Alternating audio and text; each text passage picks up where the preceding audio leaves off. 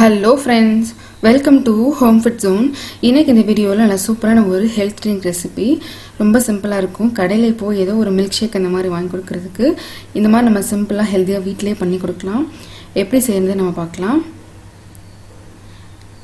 செய்கிறதுக்கு ஒரு மிக்சிங் பவுலில் 2 டேபிள் ஸ்பூன் அளவுக்கு பாதாம் எடுத்துக்கோங்க, 2 டேபிள் ஸ்பூன் அளவுக்கு பிஸ்தா எடுத்துக்கோங்க.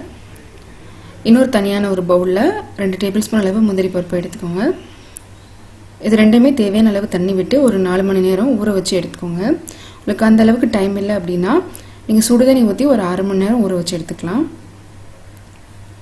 இப்போ நல்லா தோலெல்லாம் உரிச்சு எடுத்துக்கணும். நல்லா பருப்பெல்லாம் ஊறி இருக்குது, தோலை ஈஸியாக எடுத்துடலாம்.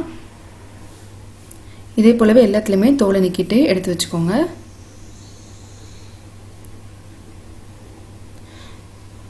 இப்போ இந்த தோல் நீக்கில பருப்பெல்லாம் தனியாக எடுத்து வச்சுக்கலாம். இது கூடவே நம்ம ஊற வச்ச முந்திரி பருப்பையும் தண்ணியெல்லாம் வடிச்சிட்டு சேர்த்துக்கோங்க. இப்போ இதை எடுத்து ஒரு மிக்ஸி ஜாரில் நம்ம மாற்றிக்கலாம்.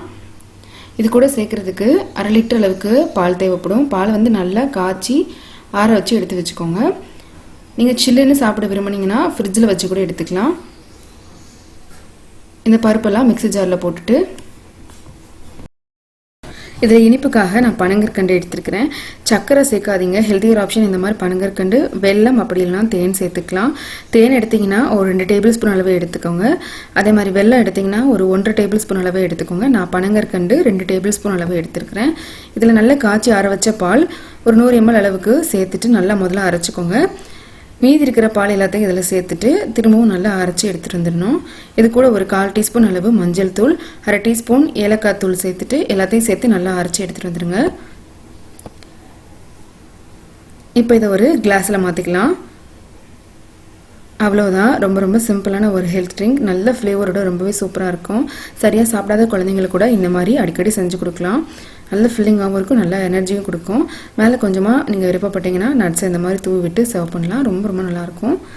கண்டிப்பாக இதே மாதிரி நீங்களும் செஞ்சு பாருங்கள். இந்த ரெசிபி உங்களுக்கு பிடிச்சிருந்ததுன்னா லைக் பண்ணுங்கள், ஷேர் பண்ணுங்கள், கமெண்ட் பண்ணுங்கள்.